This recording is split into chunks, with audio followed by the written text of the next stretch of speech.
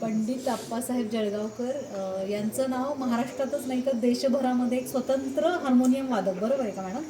स्वतंत्र हार्मोनियम वादक म्हणून त्यांनी प्रसिद्धी हे केली आणि त्यांचे शिष्य म्हणून हे सगळेजण आहेत.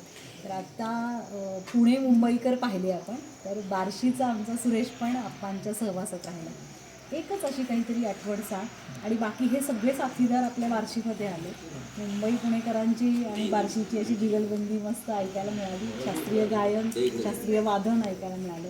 तर आप्पांच्याबद्दलचा एक छान अनुभव सांग आणि बाकी या कलाकारांचा. आप्पांबद्दलची खूप अशा आठवणी आहेत. एक मला छान त्यांची आठवण अशी प्रकर्षांना जाणवते की आप्पांकडे खूप लोक यायचे.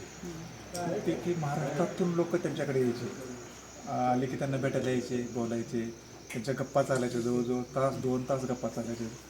आणि आप्पांची असं त्यांना आम्हाला वाटायचं त्यांची खूप जुने संबंध आहेत.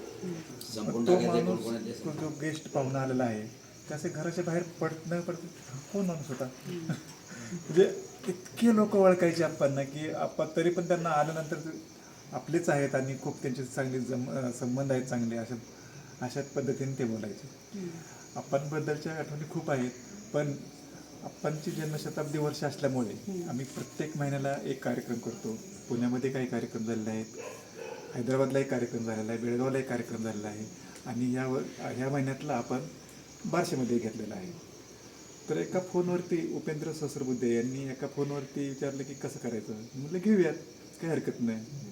मग मी सरांना आणि मॅडमना, सुलाखे मॅडम आणि सुलाखे सरांना असं बोललो की आपण दत्त जयंतीच्या उत्सवामध्ये आपण असं कार्यक्रम करायचा का.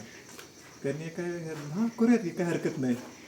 मग मी उपेंद्रला फोन केला की असं करूयात आपण. आणि मग हा सगळा माहोल आम्ही 1 दिवस करायचं ठरवलं होतं. 1 दिवसामध्ये 4 कलाकार घेऊन करायचं चाललं होतं. परंतु सरांचा आग्रह असा झाला की एका दिवसात 4 नको, 2 दिवसात करूयात. मग असं करत करत 4चे 8 कलाकार झाले आणि हा 2 दिवसाचा कार्यक्रम खूप सुंदर आणि छान असा आपण या ठिकाणी केलेला आहे.